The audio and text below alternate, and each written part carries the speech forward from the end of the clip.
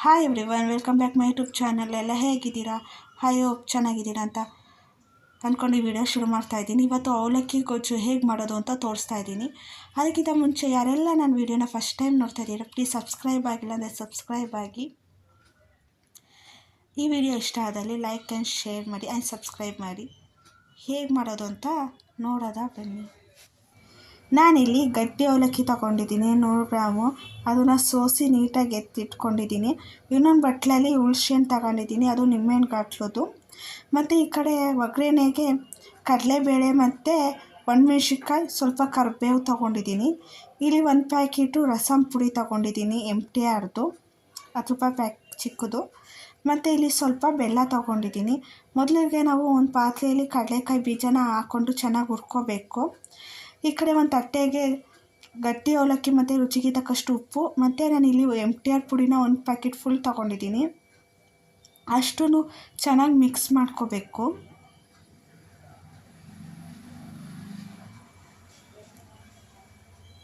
ನೀಟಾಗಿ ಮಿಕ್ಸ್ ಆದಮೇಲೆ ಇಲ್ಲಿ ನಾನು ಬೆಲ್ಲನ ಕುಟ್ಟಿ ಪುಡಿ ಮಾಡಿ ಇಟ್ಕೊಂಡಿದ್ದೀನಿ, ಅದನ್ನು ಹಾಕ್ಕೊತಾ ಇದ್ದೀನಿ. ಈಗ ಅದನ್ನು ಮಿಕ್ಸಿ ಜಾರ್ಗೆ ಹಾಕಬೇಕು. ನೀರು ಒಂದು ತೊಟ್ಟು ಹಾಕ್ಬಾರ್ದು, ಬರೀ ಪುಡಿ ಮಾಡ್ಕೋಬೇಕು. ಪುಡಿ ಆಗಿದೆ, ಅದನ್ನು ಒಂದು ಪಾತ್ರೆಗೆ ಹಾಕ್ಕೊತಾ ಇದ್ದೀನಿ. ಈಗ ಅದೇ ಥರ ಎಲ್ಲ ಮಾಡಿಕೊಂಡು ಯಾವುದೇ ಥರ ಗಂಟಿರ್ಬಾರ್ದು, ಎಲ್ಲ ಪುಡಿಯಾಗಿರಬೇಕು. ಮತ್ತು ಹುಳ್ಸೆಹಣ್ಣು ಗೊಜ್ಜು ಕಳಿಸಿಟ್ಟಿದ್ವಲ್ಲ ಅದನ್ನು ಹಾಕ್ಕೊತಾ ಇದ್ದೀನಿ. ಹುಳಿ ಎಷ್ಟು ಬೇಕೋ ಅಷ್ಟು ಹಾಕೋಬೋದು. ನಾನಿಲ್ಲಿ ಸ್ವಲ್ಪ ಹಾಕ್ಕೊಂಡಿದ್ದೀನಿ.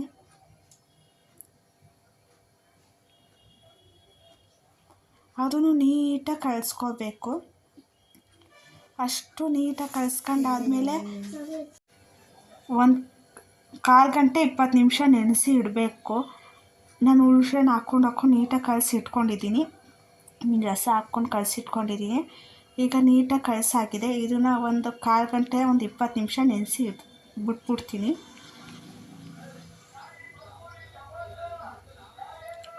ಈ ಕಡೆ ಒಗ್ಗರಣೆಗೆ 2-3 ಸ್ಪೂನ್ ಎಣ್ಣೆ ಹಾಕ್ಕೊತಾ ಇದ್ದೀನಿ.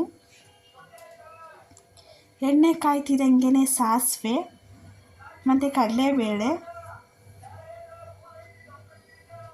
ಕಡಲೆಕಾಯಿ ಬೀಜ ಅಷ್ಟು ಹಾಕಿ ಚೆನ್ನಾಗಿ ಹುರ್ಕೊತಾ ಇದ್ದೀನಿ ಎಣ್ಣೆಯಲ್ಲಿ.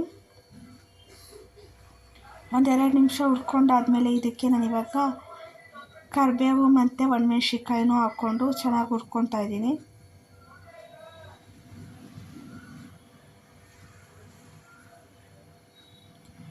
ಅದನ್ನು ಎಣ್ಣೆಲಿ ಚೆನ್ನಾಗಿ ಹುರ್ಕೋಬೇಕು 1-2 ನಿಮಿಷ.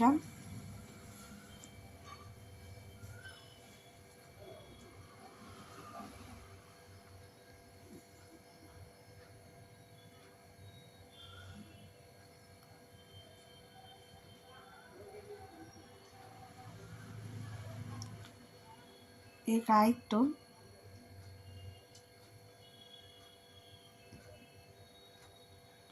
ಚೆನ್ನಾಗಿ ಎಣ್ಣೆಲಿ ಫ್ರೈ ಆಗಿದೆ. ಅದನ್ನು ಈಗ ಗ್ಯಾಸ್ ಆಫ್ ಮಾಡಿ ಕೆಳಗಡೆಗೆ ಇಟ್ಕೋಬೇಕು. ಆಮೇಲೆ ನಾವು ಆವಾಗ ನೆನೆಸಿಟ್ಕೊಂಡಿದ್ವಲ್ಲ ಅವಲಕ್ಕಿ ಅಷ್ಟೂ ಹಾಕ್ಕೋಬೇಕು. ಈಗ ಈ ಒಗ್ಗರಣೆಗೆ ಅದನ್ನು ಚೆನ್ನಾಗಿ ಮಿಕ್ಸ್ ಮಾಡ್ಕೋಬೇಕು ಒಂದು ಸೌಟ್ ಸಹಾಯದಿಂದ.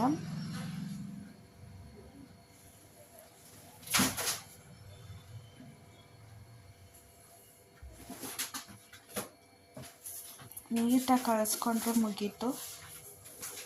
ನೋಡಿ ಇಷ್ಟೇ ಚೆನ್ನಾಗಿ ಬಂದಿದೆ. ಇವಾಗ ಇದಕ್ಕೆ ಲಾಸ್ಟಲ್ಲಿ ಕೊಬ್ಬರಿ ತುರಿ ಹಾಕ್ತಾಯಿದ್ದೀನಿ.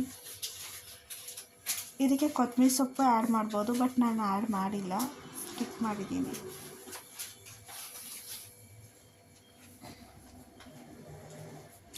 ಈ ವಿಡಿಯೋ ಯಾರಿಗೆಲ್ಲ ಇಷ್ಟ ಆಗಿದೆ ಪ್ಲೀಸ್ ಲೈಕ್ ಮಾಡಿ, ಶೇರ್ ಮಾಡಿ, ಸಬ್ಸ್ಕ್ರೈಬ್ ಮಾಡಿ. Thank you for watching.